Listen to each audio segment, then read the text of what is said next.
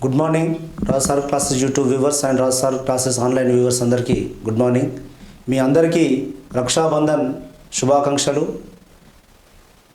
నా ఆడపడుచులందరికీ మరియు నా మిత్రులందరికీ రక్షాబంధన్ శుభాకాంక్షలు. మీరు మంచిగా పండుగ జరుపుకోవాలని కోరుకుంటున్నా.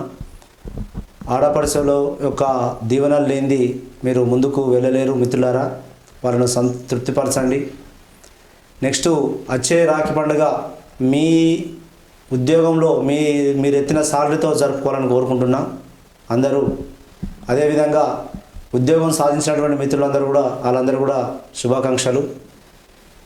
ఏమైనప్పటికీ కూడా మనం ఒక లక్ష్యాన్ని ఎంచుకున్నాం. ఆ లక్ష్యాన్ని చేరాలంటే దాని వెనుక కొంత హార్డ్ వర్క్ చేయవలసిన అవసరం ఉంది. ఒక టైం టేబుల్, ఒక నియబద్ధత పెట్టుకుంటేనే మనం ముందుకు వెళ్తామని చెప్తున్నాం. ఏం లేకుండా ఉత్తగానే జాబ్ సాధించాలన్నటువంటిది భ్రమ. ఓకేనా.